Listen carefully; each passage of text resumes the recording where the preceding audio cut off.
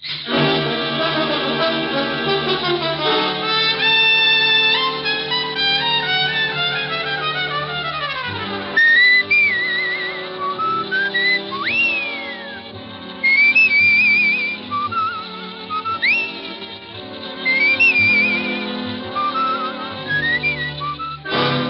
Broadcasting Company presents Dick Powell as Richard Diamond, private detective.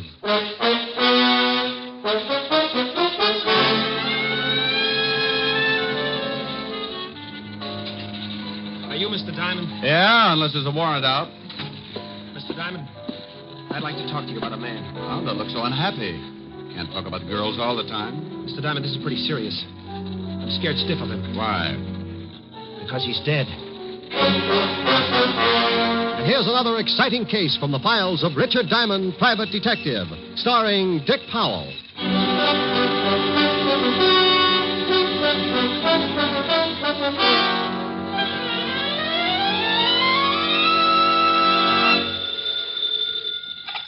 Diamond Detective Agency, homicides with class. Huh? Well, that's a pretty good answer. What kind of a slogan was that, Shamus? Oh, my goodness. Sergeant Otis. That's right. Well, don't take any bets. I know a dozen people who would swear you were something else. Oh, now stop the gags. I got something important to talk to you about. I know what it is. You do? I bet you've lost your shoes. What makes you think that, wise guy? Well, I drove by the docks this morning and spotted 2 landing barges with laces. Oh, I give up. Here, you better talk to the lieutenant. Rick, Hello, Walt. why don't you lay off Otis? He was just calling to ask you to do a favor for us. What kind of a favor? The 5th Precinct is having its annual dance next week. Oh, now, Walt. Well, what's the matter? Just a couple of songs, and then you can go home. Oh, sure. Just like last time. I was just going to be a couple of songs last time, too. But before those lovely cops let me go, I had a crack in my voice like the Liberty Bell. Now, this time, I promise. Only 2 songs. All right. If one of them's Mule Train. Sure, but why Mule Train? I want to whip Otis for sound effects. Mr. Diamond? Wait a minute, Walt. I think I spotted a client. Okay, Rick, I'll tell the committee you'll be there. Bye. Are you Mr. Diamond? Yeah, unless there's a warrant out. Mr. Diamond, I'd like to talk to you about a man. Oh, don't look so unhappy. Can't talk about girls all the time. Mr. Diamond, this is pretty serious. I'm scared stiff of him. Why? Because he's dead. Hmm. That's right. He's supposed to be dead. Well, bring him over. We can make a fortune from Barnum and Bailey. I guess I better go. No, wait a minute. Maybe you better tell me about it. Okay. I'm Martin White. I go to Barrett College. I'm an ex-GI. I'm a senior now because I couldn't start until I was released from the hospital 3 years ago. Hospital, huh? What was the trouble? I got hit at casino. How long were you in the hospital? 2.5 years. 2.5 years? Yeah, Okay, I fell apart up there. Oh, psychosis? Yeah. Go on. The other day I was on my way to class when I saw this man I was telling you about. The one who's supposed to be dead? Yeah, that's right. Mm-hmm. He used to be in the same outfit with me. I saw him killed at casino. Oh, well, so you made a mistake. So he looks like the guy. No, it's not like that. Maybe I better tell you, and then you'll understand. Go ahead. Well, his name was Jarvis, Paul Jarvis. I was a captain with the 5th Army when we went into casino. And Jarvis? Private. He'd been with us since we pushed Rommel out of the desert. Everybody hated him. Why? Gold brick. Never missed a chance to dog it. But he was smart, plenty smart. There wasn't anything we could pin on him. Yeah, I know the type. He was great in a street fight because he was big. And I mean really big. Big and nasty. But up on the line, he went to pieces. Okay, go ahead. And one night, we got a report that a man answering Jarvis's description had killed a corporal in a fight. By the time the details got to me, the Germans had opened up with everything they had. I was ordered out on patrol, so I took Jarvis with me. You took a big chance. You know it. There was one witness to the killing, an old man in the town. If Jarvis knew he might be identified, he'd have gone over the hill, sure. So I figured I'd watch him. Keep him with me until the Germans slowed up and we could show him to the old man. Oh, we moved up. The Krauts had the main body zeroed in with their 88s. Our job was to move up, try to spot a path through the enemy artillery pattern. We had to belly down, and Jarvis and I ended up in a hole together. They'll spot us, sure. They'll correct and drop those things all over us in a minute. Keep your head down, Jarvis. I tell you, they'll spot us. Now, you listen to me. You raise your skull 1 inch out of this hole before I tell you, and so help me, I'll drill you myself. Okay. You hate my guts, don't you? Knock it off. This is real funny, this is. Two guys this close hating each other. Next time I'll pick a bigger hole. Captain White, What? about that murder. Can it? You think I killed the guy, don't you? I don't think anything right now, just those parked tanks down there. You're thinking about it all right. You and everybody else. You all hate me because I'm not a tin soldier like you with ideals sticking out all over your fat face. I told you to knock it off, but you wanted it laid on the line, so I'll tell you. Yeah, I hate your guts. Okay? That's good enough. I killed that Corporal Captain White.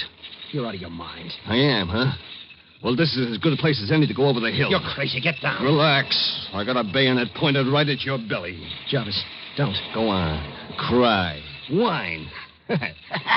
I'm going to put you in for a Purple Heart. Only you'll have to pin it on your blanket. Jarvis, for the love of... Now you're only a number on the record. Jarvis, you dirty... You're going to take a little while to die, Captain, so you can think about me getting out.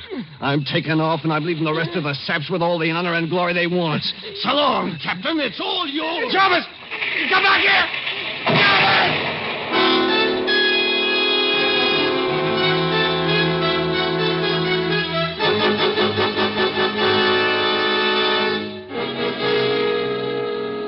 Well, it was one of those lucky things, Mr. Diamond. I got out. Spent a day and a night in that hole until the medics found me. What about Jarvis? I'd swear he got the 88 right on top of him. But now you think you've seen him and you're not sure. I'm not sure of anything right now. But I saw that 88 hit, and I saw Jarvis go down. Okay. Let's say you did see Jarvis. He got out some way. Looks pretty simple to me. Call up the authorities and tell them you spotted a man wanted for murder. There certainly should be a lot of guys from your outfit who could identify him. No. He's done something to his face. Maybe the shell did it for him, but I know it's him. You can't miss a guy that size. A lot of big boys. Sure, but he's got the same rotten eyes. That didn't change, and that nasty smile he gets. I'd know him anywhere. In a dark room, I'd know him. No, but you said you were scared. Why not go to another school? I can't. I've got a job up there, and I've got a wife and a kid. That's why I came to you.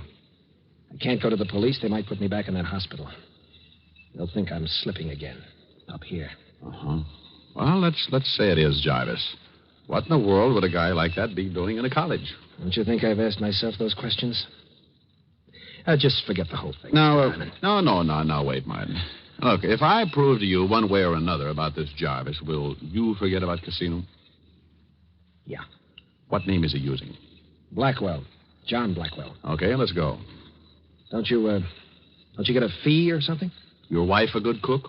The best. Well, I'm staying for dinner, and after you see what I put away, you'll probably wish you'd paid the $100 a day in expenses.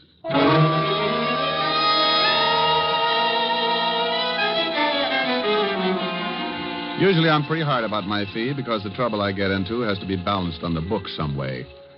But a young guy comes in with a real problem, and old hard-headed Diamond gets a fast softening of the skull. Well, 2 hours later, Martin White, me, and my real soft skull were on the campus of Barrett College and in the converted Quonset hut the Whites called home. He's hungry, Mr. Diamond. Hiya, fella. Well, nice-looking boy. Yeah. Takes after his mother. Martin, if we're going to do something about this thing, we'd better get a move on. All right, where do we start? Well, I think I'd like to look at this. What's the name this guy's using, you say? Blackwell. Oh. Well, I'd like to look at Blackwell's school record. How about it? Oh, I think I can fix it. Let's go. Oh, dinner's at 6, Mr. Diamond. Yeah, we eat early because I'm night watchman on campus. I go on duty at 7. I'll be on time, Mrs. White. It's Nan. Oh? Well, love corned beef and cabbage, Nan. Well, I'll walk out with you. I have to go to the store. Come on, Mr. Diamond. We'll walk Nan out across the street. Martin, look out! Oh, that idiot. Must have been drunk. Nanny, all right? Oh, sure, but you, Martin, he came right at you. I know. Mr. Diamond, that guy wasn't drunk. Yeah. Well, Nan, you think you can go to the store alone? Oh, certainly, I'm fine now. But that car... Now, come on, Martin. We've got to check those records. Well, I see you at dinner. And, Martin, you listen to what Mr. Diamond has to say. That man was probably drunk. Good girl. Yeah. What about that car? Could have been an accident. Let's think it was for a while, anyway.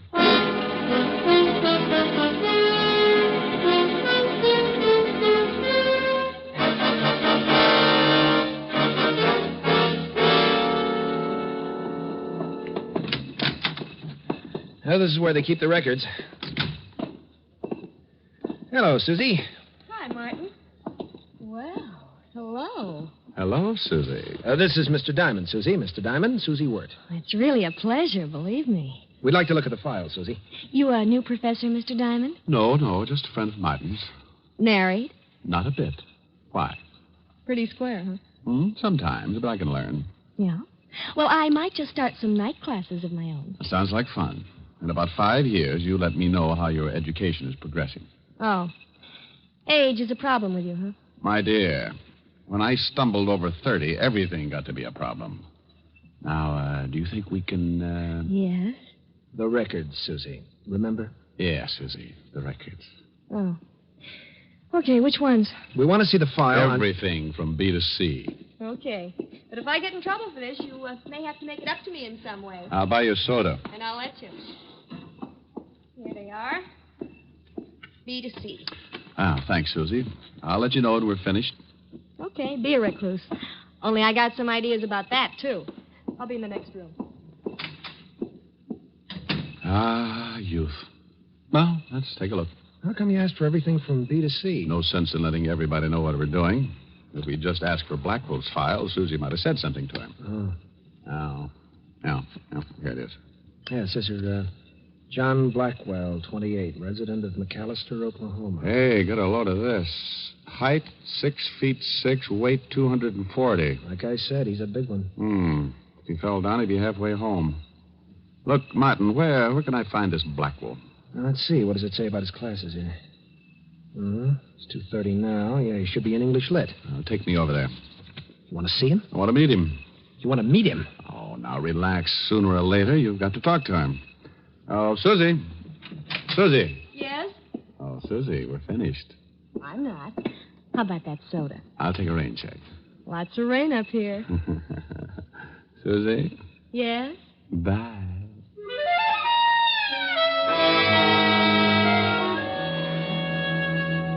Well, we left Susie in the middle of a pout. Martin took me across the campus to another building. We went up a long hall and stopped at a door marked English Lit. Martin looked in for a minute and then pointed. That's him. That's him right there. Now, relax. Hey, he must get a bloody nose from the altitude. He's head and shoulders over the whole room. I'm sure of it. I tell you, when I get around to that guy, I'm sure of it. That's Jarvis. Get back from the door. The class is breaking up. Let's get out of here, Mr. Diamond, please. No. Now, I want you to introduce me to him. I can't. I tell you, I got the shakes. Oh, you're going to have to face it sooner or later, Martin. Here they come. Okay, I'll try. There he is. Blackwell. He sees you. Over here. Now, what do I say? Just introduce me. I'll do the rest. Yes? Did you call me? Yeah. You don't know me, but I understand you're a new student. I'd like you to drop by the fraternity house and meet some of the boys. Oh, well, thank you. I'd be glad to. SAE. This is Mr. Diamond, Mr. Blackwell. How do you do? Fine, thank you. You a professor here, Mr. Diamond? No, just a friend of Martin's. This your first year at college? Yeah. You're a little late, aren't you? What held you up? Service? That's right. Oh, well, I was in the Army myself. What outfit were you in? I didn't say I was in the Army, Mr. Diamond. Matter of fact, I was in the Navy. Oh. Well, Mr. White, I have to be going now. When would you like me to stop by the house? Oh, anytime. Around 6. Most of the boys are in then. See you then. Nice meeting you, Mr. Diamond. Yeah. Well? You've never met him before. I mean, here on the campus? No, why? When he left, he called you Mr. White. Yeah, and I didn't introduce myself. Well, I do know one way to clear this whole thing up. How? Fingerprints. Washington's got a record of Jarvis. If I can get Blackwell's, we can compare them. It's a swell idea, but about as easy as going after a mountain lion's molar. Oh, I'll think of something. And you go on home and stay with the wife and baby. All right.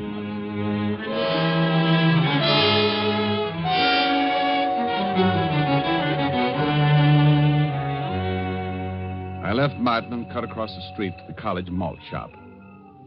When I went in, a bunch of kids were having a time playing records and making dates, so I slipped by them and eased into a phone booth and put in a fast call to the 5th Precinct Police Station and Walt Levinson.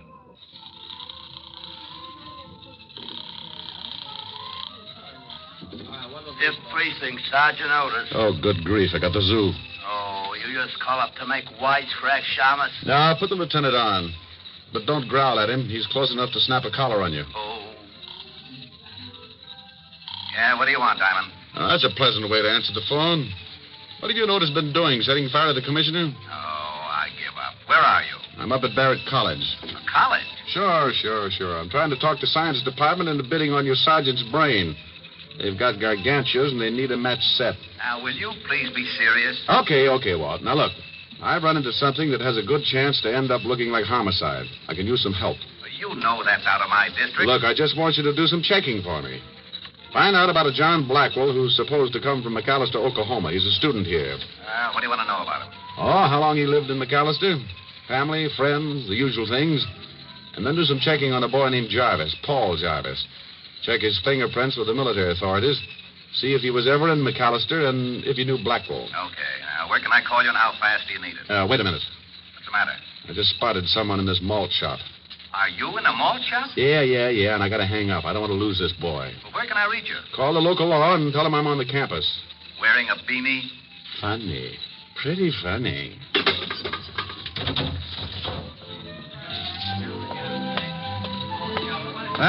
Mr. Blackwell, isn't it? Huh? Oh, yeah. Mr. Diamond. That's right. Mind if I sit down? Not at all. Just finishing my malt. Looks good.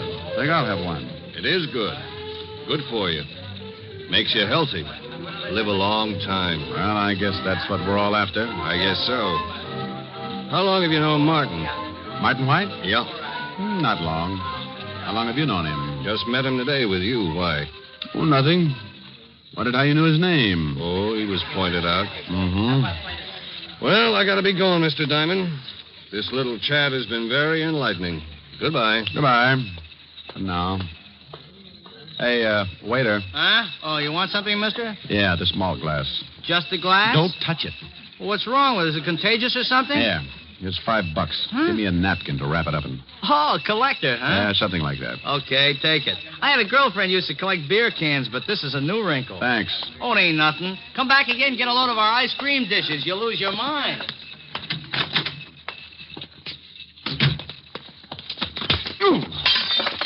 Oh, I'm sorry. I didn't look where I was going. Yeah. I hope I didn't break anything of value, Mr. Diamond. You're going to hog a sidewalk, that's for sure. Let me help you. I can make it.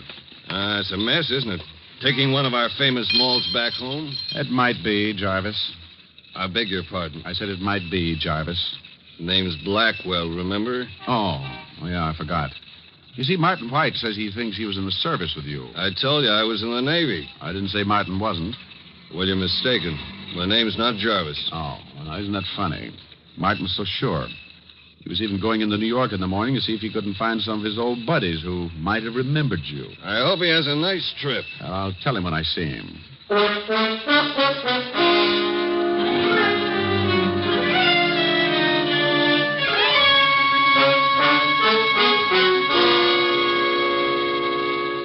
But I don't get it, Mr. Diamond. Why did you tip him? Oh, he knew it before I tipped him, Martin. I don't want him to skip before I can get the information on him. But now he's sure to take off. Not until he gets you. Oh, Mr. Diamond, do you think that... I know you'll try, Nan. Martin is the only one here at Barrett who can actually identify him. He knows I'm suspicious of him, so he'll go after Martin first and then me. He's got to make his play. But you said that he'd... Martin, give me your hat and coat. Why? What are you going to do? Take your place as night watchman. Whatever he's going to do, he'll try it tonight. I want him to try it on me. No, I won't let you do it. Look, I've pushed it this far. It's all set up. Oh, honey, don't let him do it. Yeah, Mr. Diamond, Now, I can't you let two lock yourself in, and I'll come back, huh? Oh, please, Mr. Diamond. Hey, the hat fits pretty good. How about a look? But there must be something we can do. Oh, sure, Nan, there is. What? Save me some corned beef and cabbage, huh?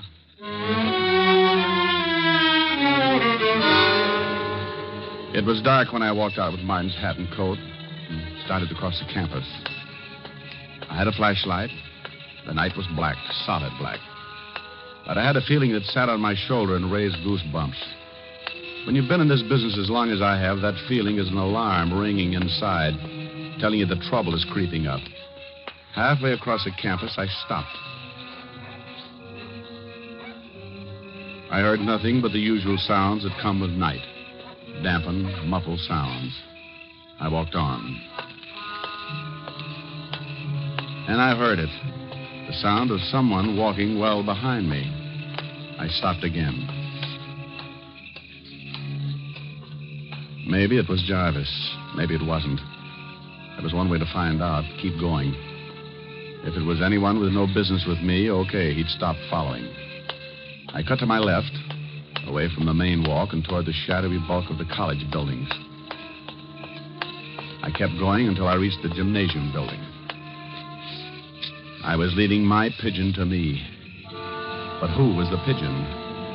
My toes were beginning to turn in, so I figured I was. Then the bulk of the big building popped up in front of me. I tried the door. It was open. I went in, closed the door behind me. There was no light at all. Only a funny sound that I couldn't identify. A peculiar humming, and there was a smell. Chlorine. Yeah, chlorine. Now I knew where I was, an indoor pool.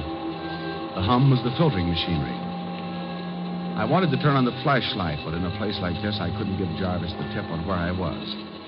I had to get out, so I felt my way carefully along the tile floor. I kept what I guessed was the middle of the walk around the pool, and then... He was in with me. I stopped, but he didn't.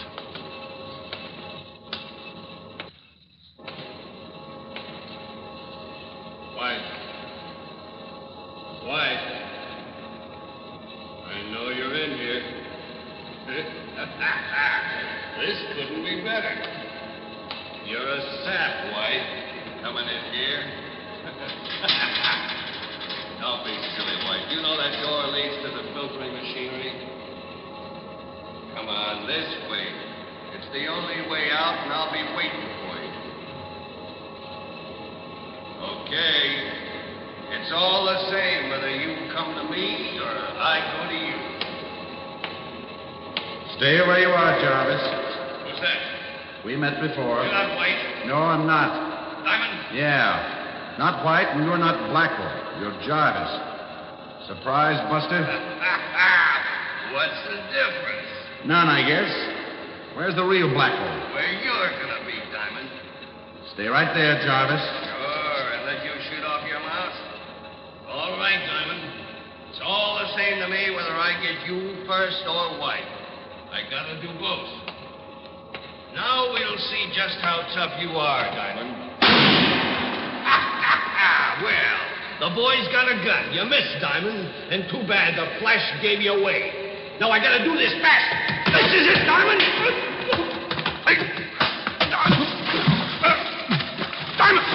Diamond, put I can't swim. No. Well, Buster, I got news for you. I'm not going to teach you. This won't take long. Just enough to get you a little waterlogged. Hold your nose, Jarvis. It helps. Diamond. Martin. Lights, Martin. Get them on. Yeah. I have to come. I won't let you do it alone. I heard the shot and I... Where's Jarvis? Jarvis? Oh, I think we can take him out now. He's done. Here, grab him. Yeah.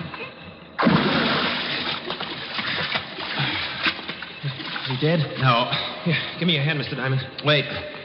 I'll get my breath. You know, Martin, Jarvis was a bad soldier, but in the Navy, he had just been plain lousy.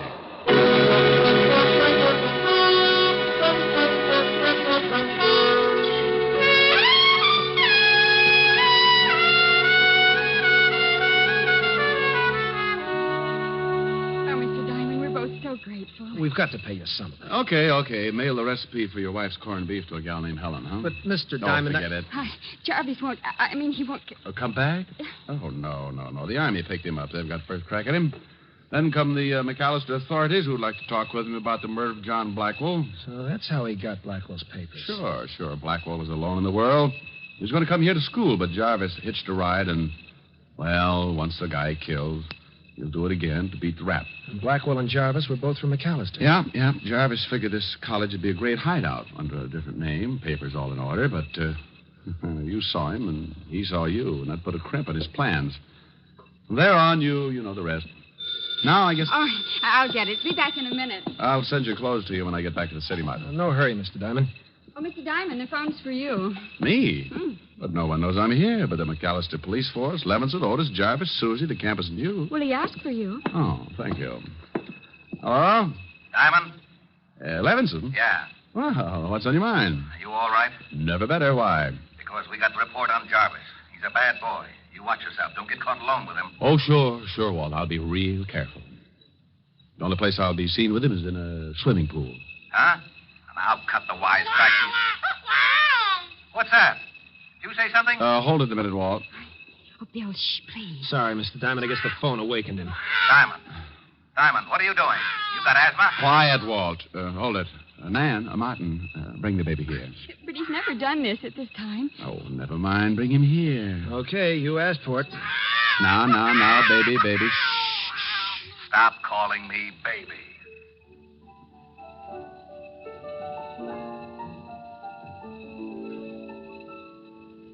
It's twilight on the prairie, and the moon will soon be high. She'll be herding every star up in the sky. We'll lope along to dreamland, and we'll bid each care goodbye, while the wind blows through the sagebrush with a sigh. So hush, little darling. Shh, little dear. Go to sleep, little darling. I'm right here. Let my shoulder be your pillow. You'll be safe as you can be. Little darling, you mean all the world to me. We'll always be together, and I promise faithfully that your dreams will all come true. Just wait and see. So hush, little darling. Shh, little dear. Go to sleep, little darling. I'm right here. Hello? Hello. Say, what's going on over there? Oh, now, hold it a second, Walt. I got somebody who wants to say hello to you. That's a good boy. Now, say hello to the lieutenant. Otis, get off the line. Walt. Yeah? Bye.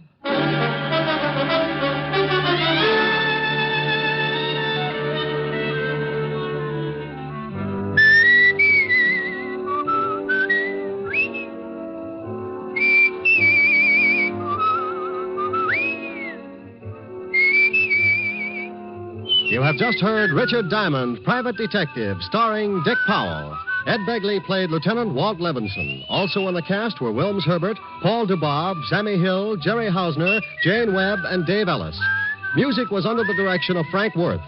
Richard Diamond is written by Blake Edwards and directed by Russell Hughes. Dick Powell currently may be seen in the motion picture version of the best-selling novel, Mrs. Mike.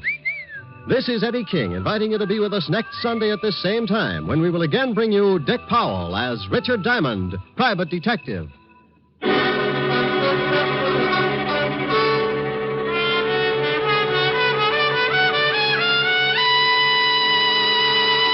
What's on NBC? Phil Harris celebrates his birthday this evening by getting into just a little more trouble than usual on the Phil Harris Alice Faye Show.